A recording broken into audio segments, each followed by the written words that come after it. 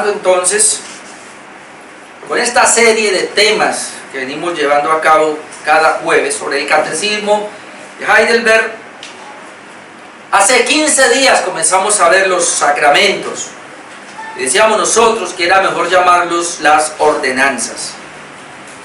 Hace 15 días dimos una introducción de lo que significa el bautismo y por qué una persona se debe bautizar cristianamente y lo que significa la cena. Hace 8 días ahondamos sobre el bautismo.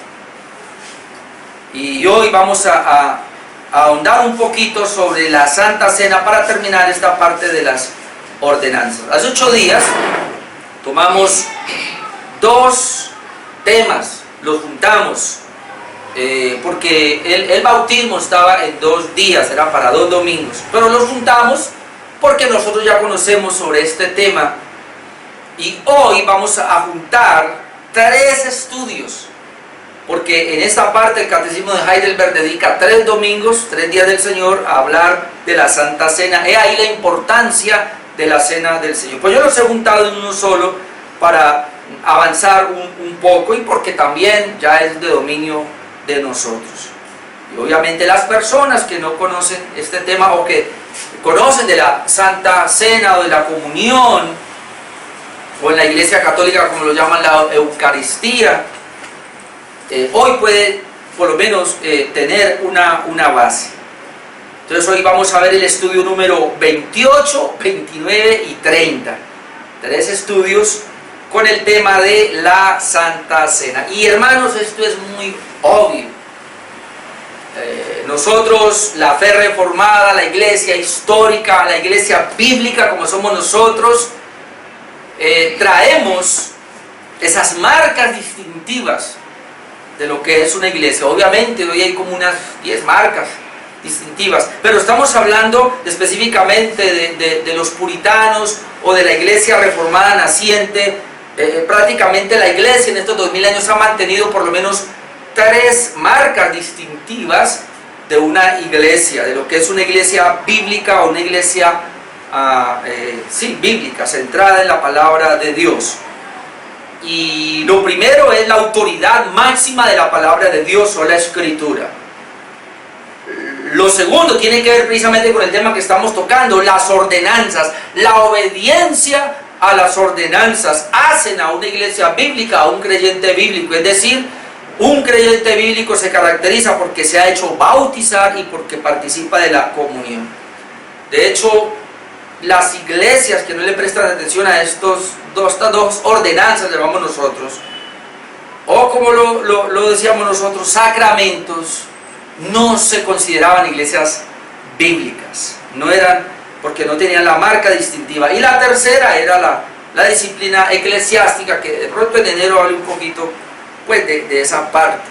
Entonces son las 3 marcas que distinguen en términos generales a una iglesia bíblica: la autoridad de la palabra de Dios, la obediencia a los sacramentos, en este caso las 2 ordenanzas, bautismo y Santa Cena, y la disciplina eclesiástica. Entonces es muy importante ver cómo estas personas, en el Catecismo de Heidelberg uno ve cómo le dedicaron el tiempo, y como vemos ahora son 6 estudios que le dedicaron a lo que son las ordenanzas, una introducción, luego 2 para el bautismo, y eso indica la importancia, y ahora 3 estudios para la comunión o lo que llamamos la Santa Cena. Eso nos habla de la importancia.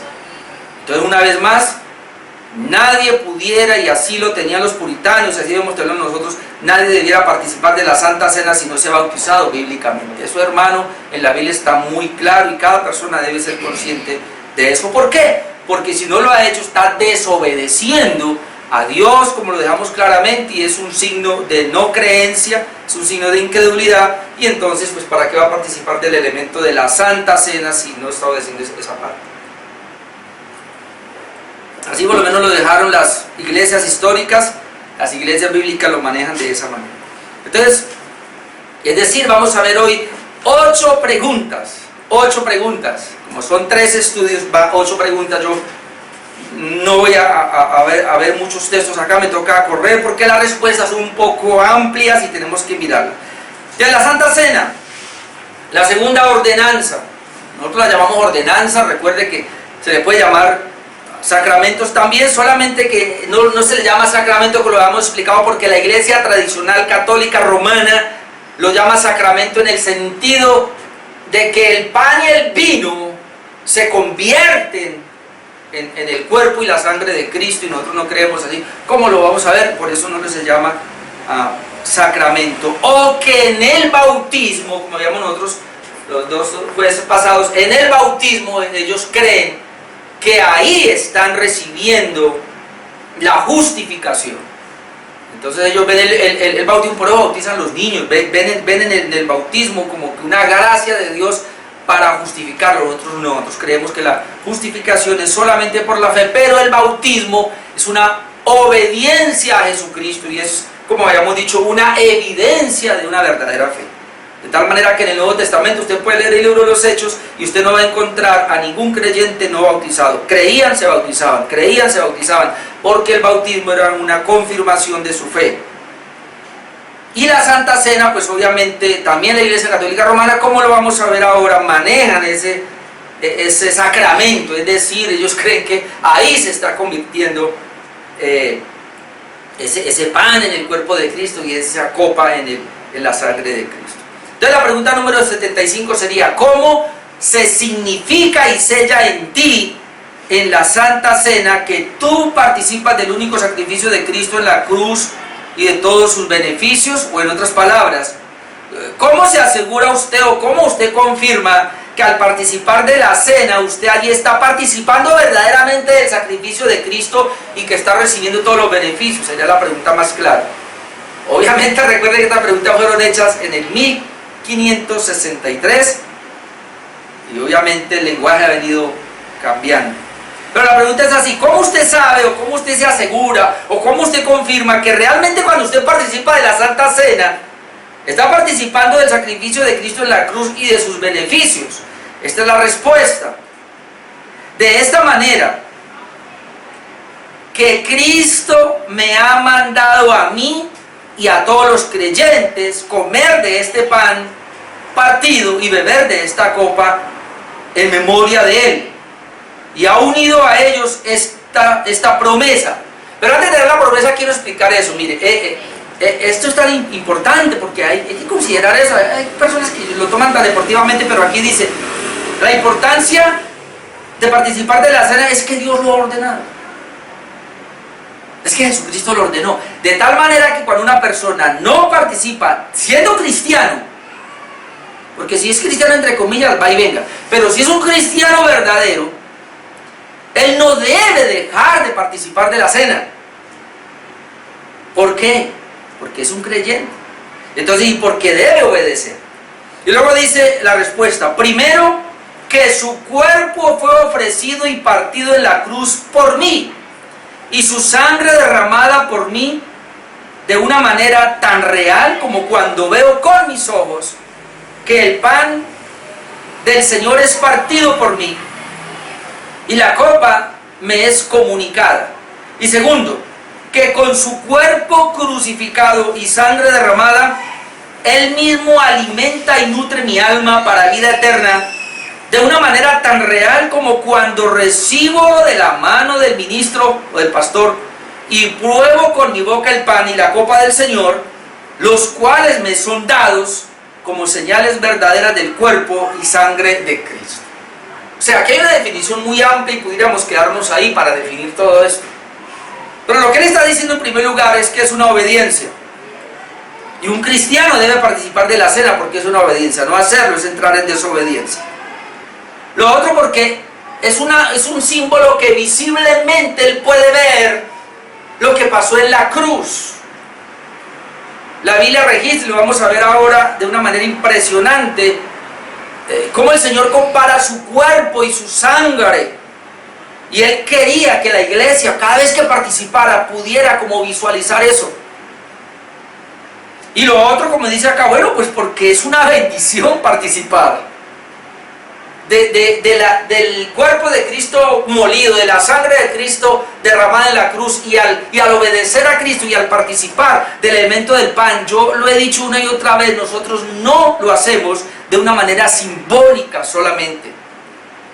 que ese es lo que habíamos dicho la vez pasada, hay que volver allá, el gran peligro, las distintas posiciones que han habido. La iglesia tradicional católica siempre ha traído la idea de la transustanciación, es decir, que allí ellos tienen, yo le decía a mi esposa eso, ellos el púlpito lo tienen al lado, pero han dejado una mesa o lo que ellos consideran el altar, y ahí han puesto el vino y ahí han puesto el pan, y ellos creen que cada vez que ellos hacen la misa se está sacrificando Cristo, y el sacrificio es tal que ellos dicen que ese pan o esa hostia es el cuerpo de Cristo, y ese vino que tiene el sacerdote obviamente es la sangre de Cristo. Entonces ahí se está oficiando un sacrificio, que esa hostia y ese vino son reales. Eso se llama la transustanciación. Nosotros decimos que no.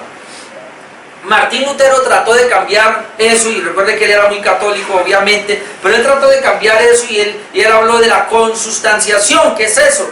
Que si bien es cierto que el pan y el vino no son el cuerpo de Cristo, pero si Cristo está está por encima, está por el lado, está por debajo, de todas maneras es muy parecido, pero ahí está.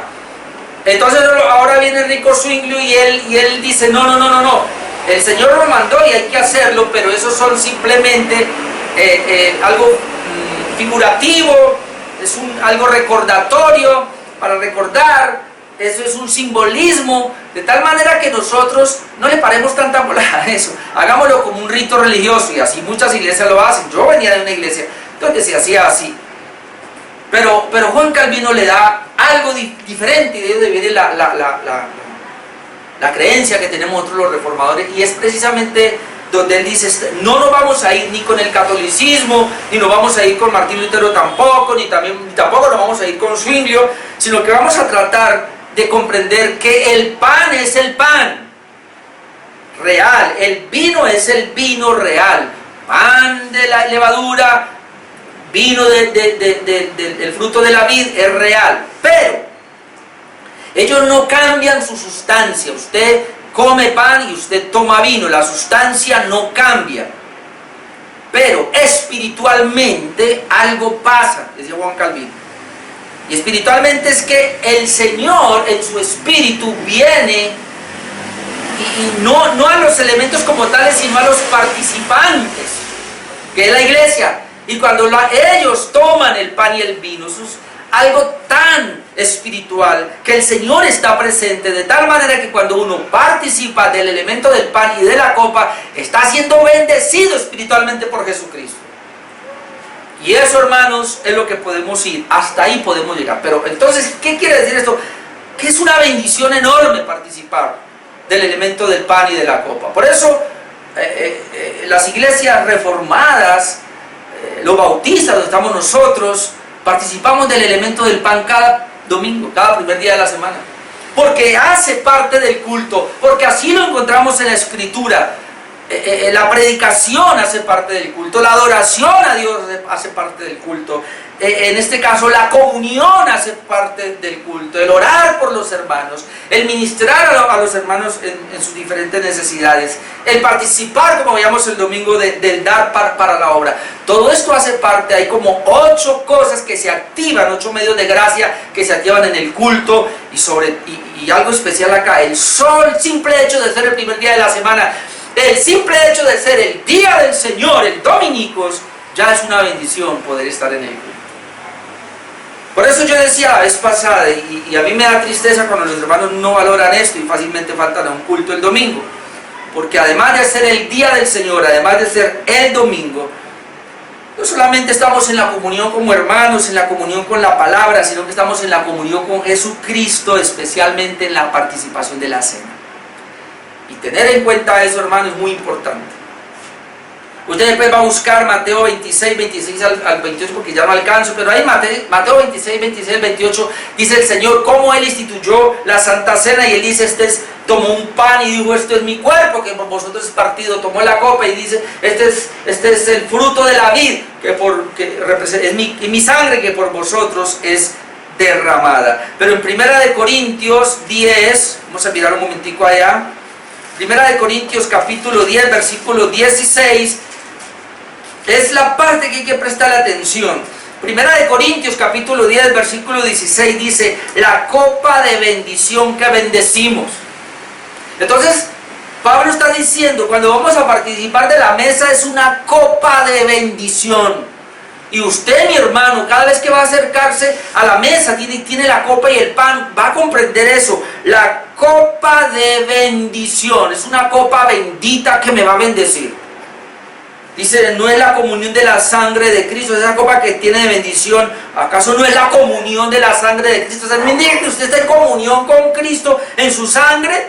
El pan que partimos, o pan de bendición, no es la comunión del cuerpo de Cristo.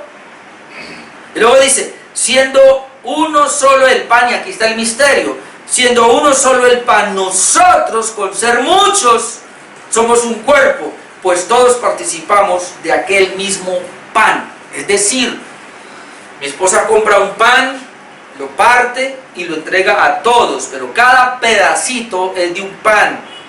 Y lo que está diciendo es que cada uno de mis hermanos llegan de diferentes barrios al culto, pero así como esos llegan individuales, así son los pedacitos que reciben. Pero cuando unimos a cada hermano que viene de diferente sector y se reúne en el culto, hace parte de un cuerpo. Así como cuando cogemos esos pedacitos y los unimos al pan, esos pedacitos de pan hacen parte de un cuerpo, en este caso de un pan. Entonces lo que el Señor está diciendo es eso, esto es tan importante, participar de la comunión, participar de la mesa, que en ese momento cuando se participa de la cena, la iglesia que está unida, participando de la comunión, se une con Cristo y es uno con Cristo y es uno con el hermano, de tal manera que el que no esté ese domingo en esa comunión está fuera del cuerpo. Y así es la realidad. Si usted entendiera eso, mi amado hermano, ya no me faltaría los cultos los domingos, de seguro que sí, y haría cualquier cosa para estar. Pero muchos no lo hacen porque les falta esa revelación. Pregunta número 76. ¿Qué significa comer el cuerpo crucificado y beber la sangre derramada de Cristo? Prácticamente ya lo venimos diciendo, pero hay que hacer la pregunta. ¿Qué significa comer el cuerpo crucificado y beber la sangre derramada de Cristo? ¿Qué significa comer de esto? Y aquí está la respuesta. Y aunque hay como muchos versículos ahí, usted yo creo que usted ya tiene el catecismo de Heidelberg, es muy fácil de descargar, así que yo no les voy a mandar las preguntas porque es muy fácil de descargar y usted lo puede tener. La respuesta es la siguiente: significa no solamente aceptar con un corazón creyente todos los sufrimientos y muerte de Cristo, y por ello obtener el perdón de pecados y la vida eterna, sino además de eso estar de tal manera unidos y más a su sagrado cuerpo por el Espíritu Santo, quien mora tanto en Cristo y en nosotros, que aunque Él está en el cielo, en su cuerpo, y nosotros en la tierra, no obstante, somos carne de su carne, hueso de sus huesos, y vivimos y somos gobernados para siempre por un espíritu, como los miembros del mismo cuerpo son gobernados por un alma. Entonces, ¿qué significa eso? Y lo que está hablando es de una unión que hay a Cristo realmente. Se llama la unión mística. Y eso fue lo que Jesucristo nos dio a entender. Así que yo quiero vayamos a Juan. Es un pasaje que yo no entendía y que muchos no entienden, pero hoy vamos a tratar de entender un poquito. Juan capítulo 6, versículo 35. Y de pronto se nos aclaran algunos interrogantes que teníamos en cuanto a este pasaje. Juan capítulo 6, versículo 35, mire lo que dice. Jesús les dijo: yo soy el pan de vida.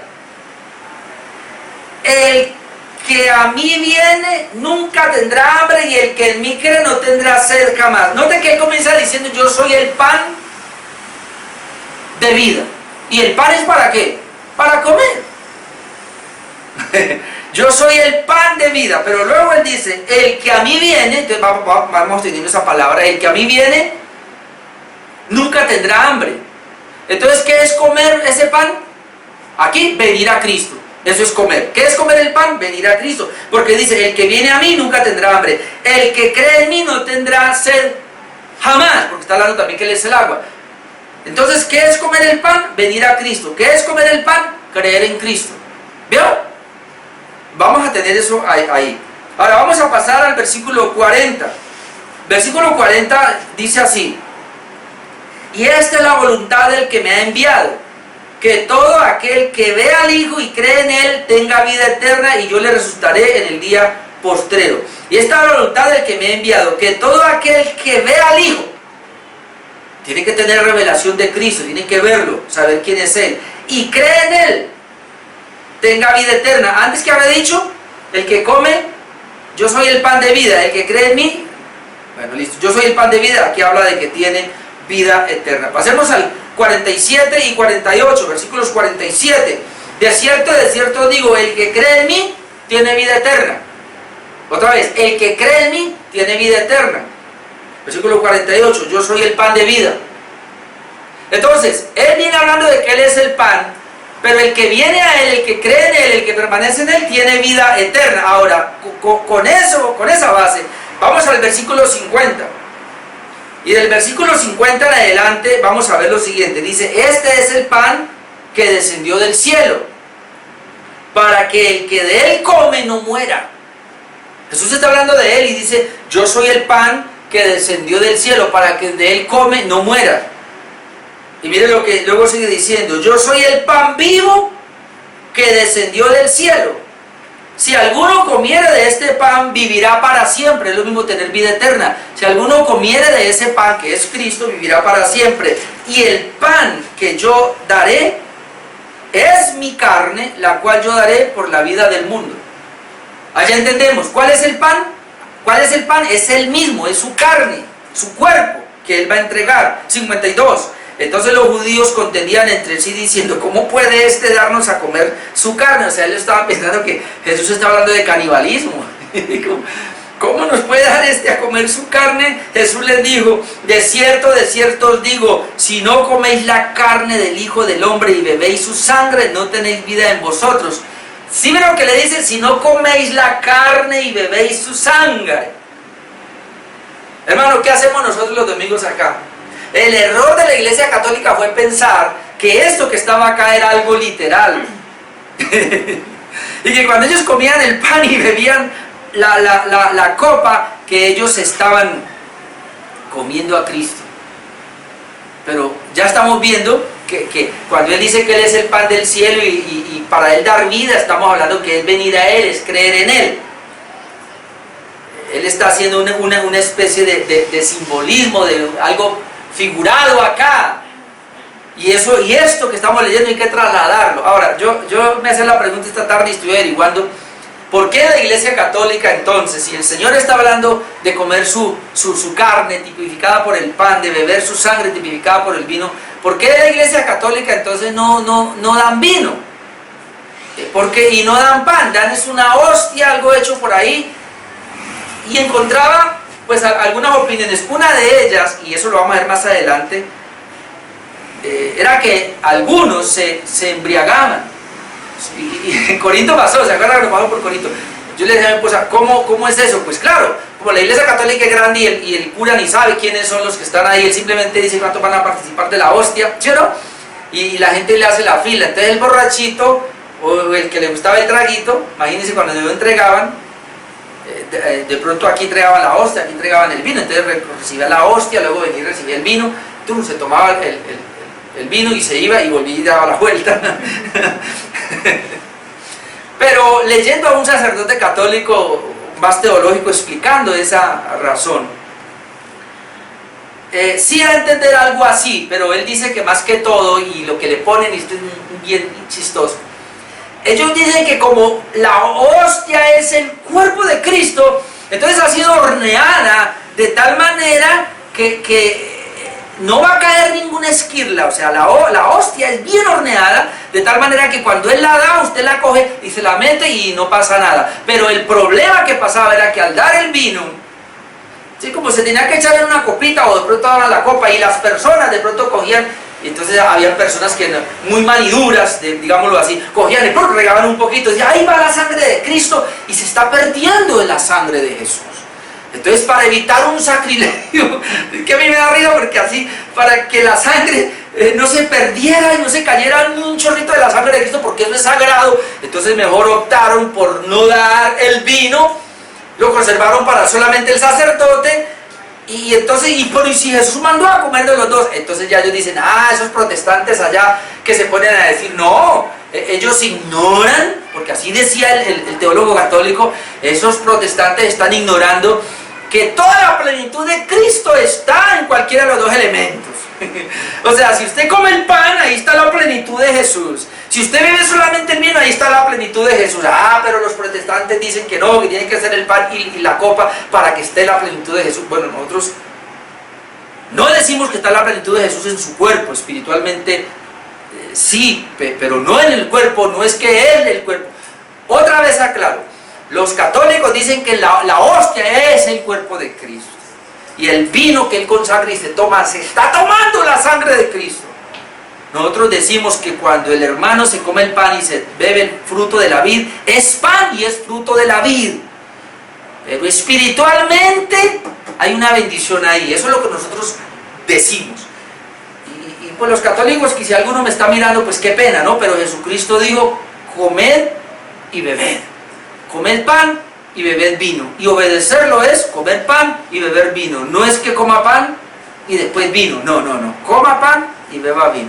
Y no solamente es para el sacerdote, o en este caso no hay sacerdotes ya, así que usted está usurpando un puesto que no le corresponde, doctor cura, porque sacerdotes ya no hay, el único sacerdote es Jesucristo, no hay más. Pero nosotros los pastores podemos oficiar y no creemos que solamente un elemento es suficiente, son los dos, son los dos que se... Bueno, sigamos leyendo, yo donde iba, Juan 6:52.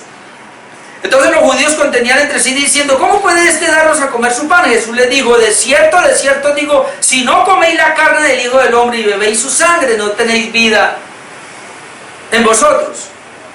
El que come mi carne, es que esto es como tan literal que por eso los católicos no vieron otra cosa. El que come mi carne y bebe mi sangre tiene vida eterna y yo le resucitaré en el día postrero, porque mi carne es verdadera comida y mi sangre es verdadera bebida. El que come mi carne y bebe mi sangre en mí permanece y yo en él. Como me envió el Padre viviente, yo vivo por el Padre, asimismo el que me come, él también vivirá por mí. Este es el pan que descendió del cielo, no como vuestros padres comieron el maná y murieron murieron. El que come de este pan vivirá eternamente. Dice que estas cosas les habló en la sinagoga de Capernaum, y al oírlas muchos de sus discípulos dijeron, dura es esta palabra, ¿quién la puede oír? Entonces Jesús tiene que, sabiéndolo Jesús, él le dice 63, pues sencillo, el Espíritu es el que da vida a la carne, para nada aprovecha. Es decir, si no entendemos que esto es algo espiritual, no entendemos nada. Jesús está hablando simbólicamente, y lo que Él está diciendo de comer su carne y beber su sangre, tipificada en el elemento del pan y de la copa, para nosotros es una tipología de que hemos creído en Jesucristo, desde la coronilla de nuestra cabeza hasta la planta del pie. Eso es lo que tipifica. Así que cuando tú, mi amado hermano, y yo participamos del elemento y del pan, estamos diciendo, Señor, somos creyentes de ti de cabo a rabo, como dicen por ahí. Eso es lo que hacemos. El que participa de la mesa está diciendo, Señor, soy creyente total de ti, de tu sacrificio en la cruz. Y eso es. Comer del pan y beber de la copa es venir a Cristo, creer en Él y permanecer en Él. Eso es lo que significa. Y obviamente el Señor quiso que se hiciera de una manera simbólica, y nosotros lo hacemos. El problema es que algunos cristianos le pierden el interés y creen que eso es ahí algo mecánico, algo religioso, un rito religioso sin sentido. No, mi amado hermano. Ni con los católicos, ni con los finglius allá. No. Nosotros tenemos que comprender, no es un rito religioso, es algo de bendición, así como cuando usted ora. Es lo mismo como si usted dijera, orar es un reto religioso. No, cuando usted ora, hermano, y cuando se predica el Evangelio, el Señor está ahí, y Él está con nosotros. Cuando participamos de la mesa, Él está ahí y Él está con nosotros. Mayormente está. Lo digo porque yo he leído a muchos pastores reformados y han dicho eso. Si hacemos un culto y no participamos de la Santa Cena, el Señor está ahí obviamente. Pero si participamos de la cena, mayormente está Jesús. Que además de obedecerle, estamos llevando a cabo un simbolismo que Él nos dejó para darnos una bendición. Pregunta 77. ¿Dónde ha prometido Cristo que Él en verdad alimentará y nutrirá a los creyentes con su cuerpo y sangre de una manera tan real como cuando ellos comen de este pan partido y beben de esta copa? Bueno, ¿dónde Jesús lo dijo? Y la respuesta es muy clara y ahí está, así que no tenemos que ir a los textos porque ahí está la respuesta. En la institución de la cena, que dice que el Señor la noche que fue entregado tomó pan y habiendo dado gracias lo partió y dijo: tomad, comed, esto es mi cuerpo que por vosotros es partido, haced esto en memoria de mí. Asimismo tomó también la copa después de haber cenado diciendo: esta copa es el nuevo pacto en mi sangre, haced esto todas las veces que la bebiereis en memoria de mí. Así pues, todas las veces, y aquí está la clave, que comiereis este pan y bebiereis esta copa, la muerte del Señor anunciáis hasta que Él venga. Eso está en 1 Corintios 11, 23 al 26. Y sigue, y el apóstol Pablo repite también esta promesa donde dice: la copa de bendición que bendecimos no es la comunión de la sangre de Cristo, el pan que partimos no es la comunión del cuerpo de Cristo, siendo uno solo el pan. Nosotros en ser muchos somos un cuerpo, pues todos participamos de aquel mismo pan. 1 Corintios 10, 16, 17, ya lo habíamos leído. Esa es la respuesta que da a la pregunta número 77. ¿Dónde dice el Señor? ¿Dónde prometió que el Señor estará con nosotros cuando participamos? Ahí están los dos textos. Y hay más, pero ahí está la respuesta. Ese sería del día del Señor número 28. Ahora vamos a pasar al día del Señor número 29. Pregunta número 78. Entonces el pan y el vino se convierten en el verdadero cuerpo y sangre de Cristo. ¿Y por qué esta pregunta? Recuerde, este catecismo fue elaborado en el 1563 y precisamente los reformadores de ese tiempo estaban protestando contra la Iglesia Católica, contra la misa católica. La misa es yo digo, católico que me está mirando, pero la misa es lo peor que existe. La misa es una aberración, la misa es una ofensa. Y ahora vamos a ver por qué: al sacrificio de Cristo.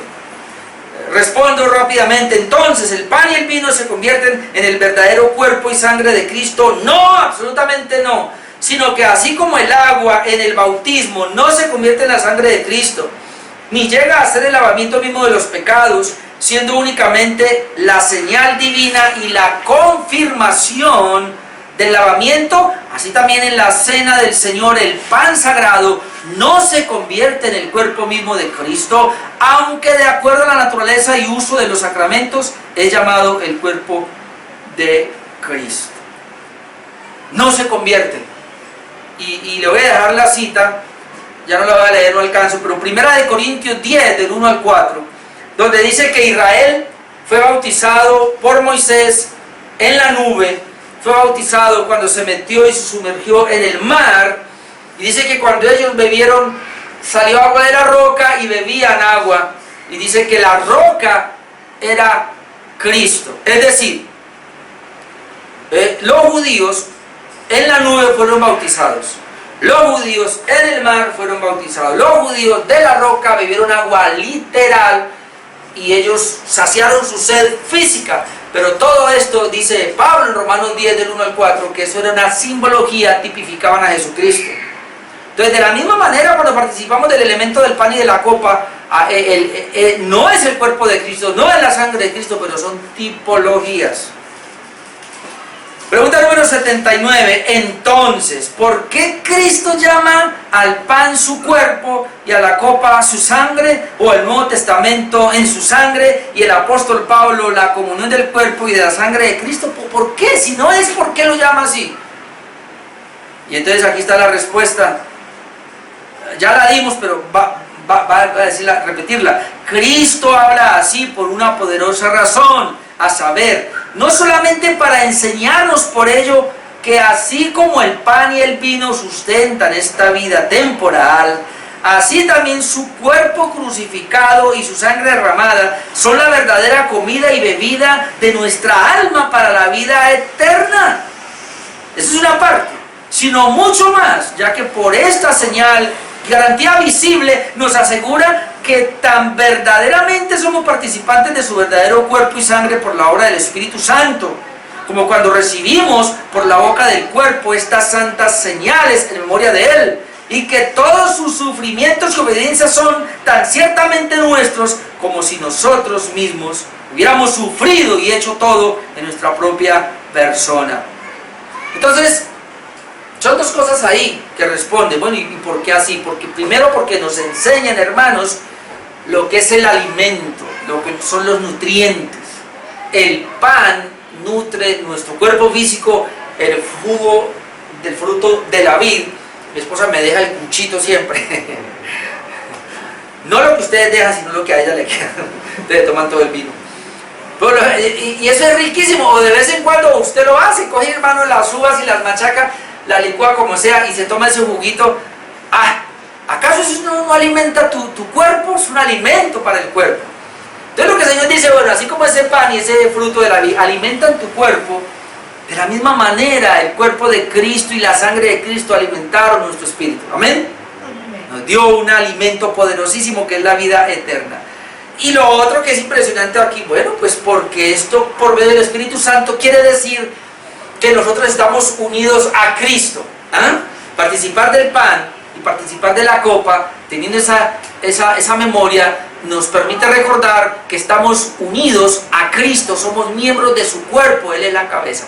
Así que, hermano, esto es muy impactante, además de que estamos recordando que en la cruz del Calvario perdonó todos nuestros pecados, que serían las otras preguntas.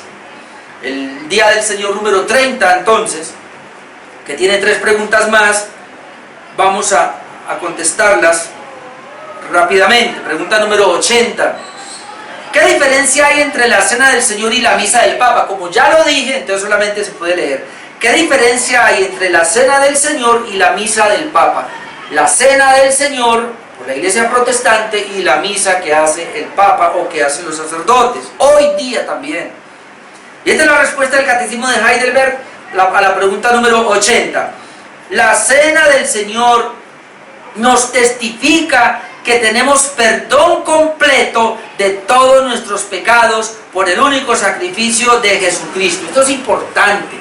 Nos garantiza que tenemos el perdón completo, que Él mismo realizó, ¿cuántas veces? Una sola vez en la cruz. Y que por el Espíritu Santo somos injertados en Cristo, quien con su verdadero cuerpo está ahora en el cielo a la derecha del Padre y allí debe ser adorado. Pero la misa enseña que los vivos y los muertos no tienen el perdón de pecados a través de los sufrimientos de Cristo, a menos que Cristo todavía sea diariamente ofrecido a favor de ellos por los sacerdotes, y que Cristo está corporalmente bajo la forma del pan y del vino, por lo tanto debe ser adorado en ellos. Y de este modo, la misa fundamentalmente no es otra cosa que una negación del único sacrificio y sufrimiento de Jesucristo, una idolatría maldita. Así el Catecismo de Heidelberg dice. Terrible. En otras palabras, los protestantes, cuando participamos del elemento del pan y de la copa, estamos recordando, conmemorando y agradeciéndole a Dios porque Él murió una sola vez para perdonar nuestros pecados. La Iglesia Católica cada vez, y eso lo hacen todos los días, y yo no sé cuántas veces, cada misa, que demora como media hora, cada misa, en cada misa, están sacrificando a Jesucristo, porque ellos están diciendo que el pan se tiene que convertir en el cuerpo de Cristo y el vino se convierte en la sangre de Cristo. Y cuando ellos ofician eso allí, como la iglesia, como el pueblo que va a esa misa, mejor llamémoslo así, cometió un pecado, entonces él tiene que llegar ahí y cuando participa en lo que hace el cura allí, hace un rito ahí para que ese rito dice que literalmente hay un sacrificio.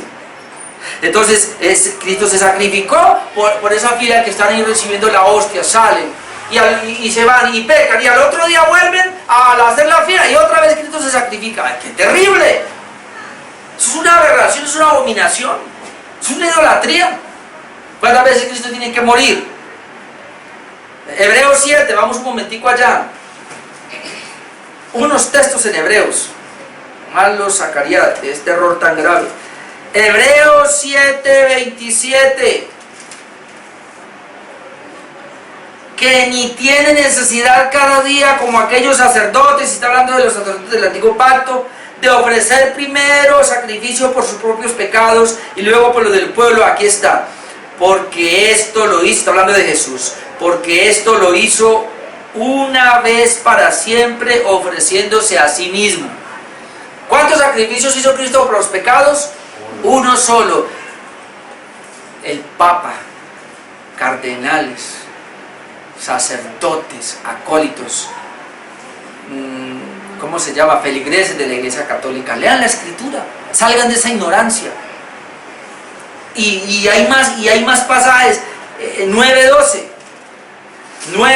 Hebreos 9:12.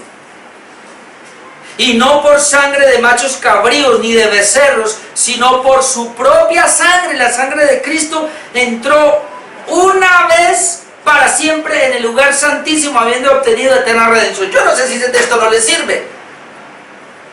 Entró una vez y para siempre en el lugar santísimo, habiendo obtenido ¿qué cosa? Eterna redención. Los católicos son unos incrédulos, no creen en el sacrificio de la cruz. Y le puedo seguir mostrando versículos 24 al 28. Hebreos 9, 24. Porque no entró Cristo en el santuario hecho de mano, figura del verdadero, sino en el cielo mismo, para presentarse ahora por nosotros ante Dios. Y escuche católico, y no para ofrecerse muchas veces como entra el sumo sacerdote en el lugar santísimo cada año con sangre ajena. De otra manera le hubiera sido necesario padecer muchas veces desde el principio del mundo, pero ahora en la consumación de los siglos se presentó ¿cuántas veces? Una vez para siempre por el sacrificio de sí mismo para quitar del medio el pecado. Jesucristo con su sacrificio quitó del medio el pecado. Nosotros no participamos de la cena para que el Señor nos quite el pecado. Lo hacemos porque ya nos quitó el pecado. Vean ahí la diferencia. Y como si fuera poco, Hebreos 10:10. En esa voluntad somos santificados mediante la ofrenda del cuerpo de Jesucristo, hecho una vez para siempre. Una vez Jesucristo se sacrificó, una vez no más. Quiten esa misa. Eso no es cierto. Eso es hasta satánico. Y ciertamente todo sacerdote está día tras día ministrando y ofreciendo muchas veces los mismos sacrificios que nunca pueden quitar los pecados.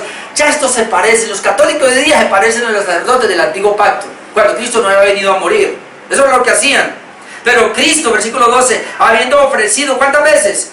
Una vez para siempre. ¿Cuántos sacrificios? Un solo sacrificio por los pecados. Se ha sentado a la diestra de Dios. Y se sentó, ya acabó la obra de expiación. De ahí en adelante esperando hasta que sus enemigos sean puestos por estrada de sus pies. 14, remata con como decimos, con broche de oro. Porque con una sola ofrenda. ¿Cuántas? Una sola ofrenda hizo perfectos. ¿Para qué? Para siempre a los santificados.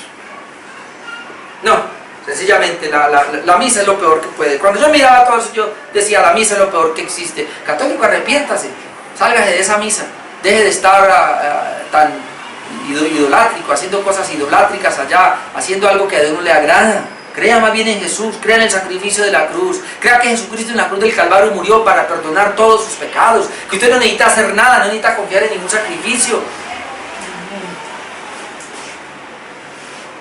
Yo pregunta 81, ¿quiénes deben venir a la mesa del Señor? De aquí salió un mensaje. Voy a contestarla. ¿Quiénes deben venir a la mesa del Señor? Ya lo primero, los bautizados, porque esto es una continuación. Aquellos que están indignados consigo mismo por sus pecados, mas sin embargo confían que estos pecados les son perdonados y que sus debilidades que aún les quedan son cubiertas por el sufrimiento y muerte de Cristo. O sea, estamos hablando de un único sacrificio, pero como todavía seguimos en pecado, entonces ese serían los primeros. Es decir, toda persona que cree que le ha fallado a Dios, el domingo debe venir y apropiarse de esa obra de Cristo. También aquellos que desean fortalecerse más y más su fe y corregir sus vidas. Entonces, ¿quién debe participar de la mesa primero? Aquellos que creen que le han fallado a Dios. Por eso, cuando alguien viene, algún creyente, y no participa de la mesa, yo entro en duda, ¿pero por qué? No, es que yo le fallé a Dios entre semana, ¿y acaso quién no le ha fallado? Por eso dice, pruébese cada uno a mismo. Obviamente, le fallé entre semana, bueno, venga y participe de la mesa. Pídale perdón a Dios, arregle su vida, participe de la mesa. Porque esa falla suya es una muestra de que usted todavía está en esta carne. Pero usted tiene fe y ha creído en Jesucristo.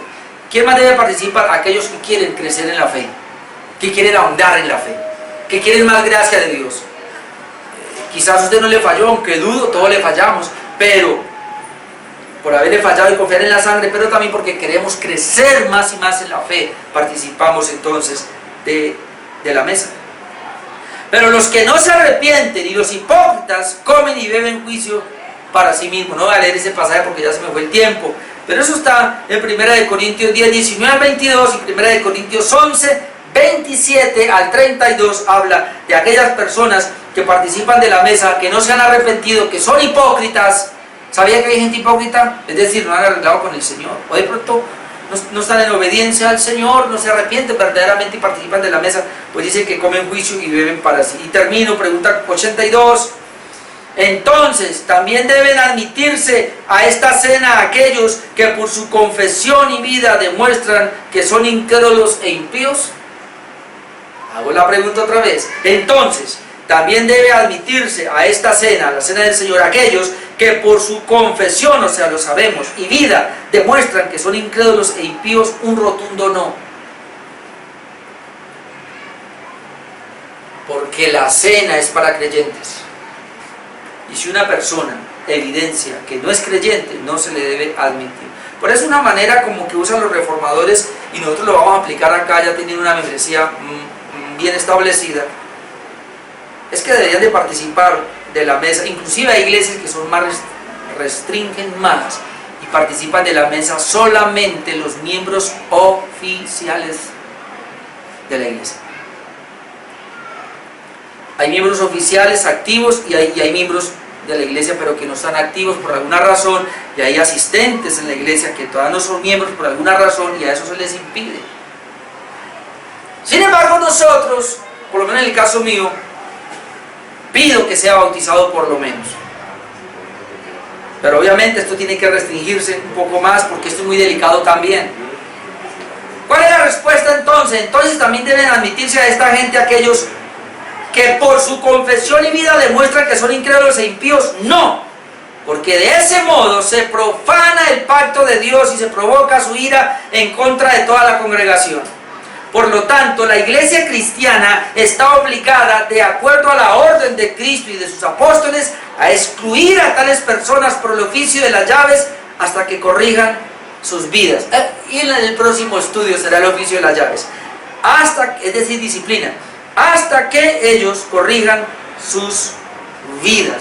Déjenme, yo le leo esto y terminamos. 1 Corintios 11, 17 al 22. 1 Corintios 11, para terminar, 1 Corintios 11, 17 al 22, Pero el anunciaros esto que sigue no os alabo porque no os congregáis para lo mejor, sino para lo peor. Pues en primer lugar, cuando os reunís como iglesia, oigo que hay entre vosotros divisiones y en parte lo creo, porque es preciso que entre vosotros haya disensiones para que se haga manifiesto entre vosotros los que son aprobados. Cuando pues os reunís vosotros, esto no es comer la mesa del Señor. Ahora saltemos al 27.